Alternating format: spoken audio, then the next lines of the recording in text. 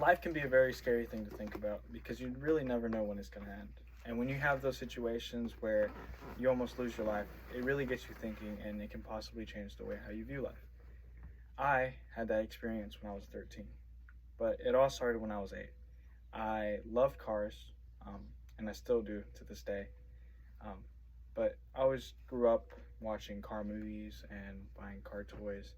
So I always had the love for cars. I would imagine me driving um, in the future in a really nice car. So I had a goal, and that goal was to buy me a car. Um, so I saved it up so when I'll be able to drive, I'll be able to buy my car and not ride some lame car or anything. So I saved up till I was 13, and when I was 13, my dad finally told me we can go buy our car. And we found this 2005 Volkswagen Jetta GLI, and it was the perfect thing to me. Um, it was black, but it was kind of beat up, it looked like a chalkboard instead. But it had silver wheels and it had a nice sounding exhaust, and that made me really happy. So I took care of it as much as I could, and I would drive it as much as I could. I couldn't really go anywhere, but my best examples of me driving would be driving down the driveway to go pick up the mail or something. Um, but I got really comfortable with it because it was manual, so I had to learn slow.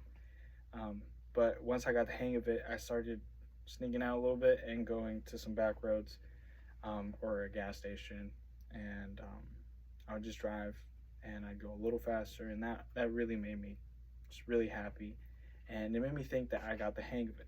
Um, that really wasn't the case, but as a 13-year-old, I think a lot.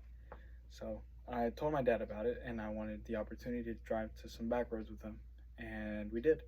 He took me to a couple back roads, and at first it started, straight roads, and that really got me going because I was shifting right. I was going fast, and I could just see my dad just smiling, and it made me feel really proud because I felt like that's what he wanted me to do.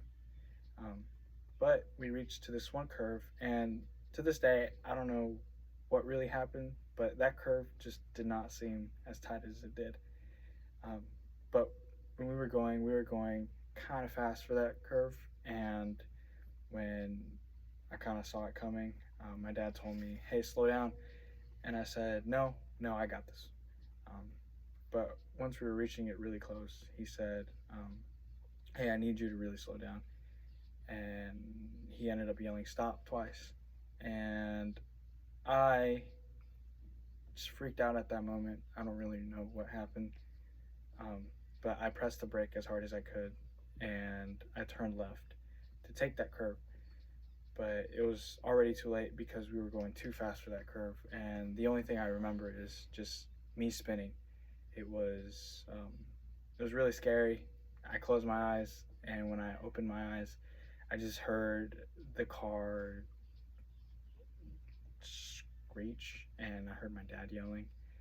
Um, but I was still in shock because when we stopped, I just saw that we were in a ditch, and I was just shook. I don't know what happened. Everything happened so quickly, and it really scared me.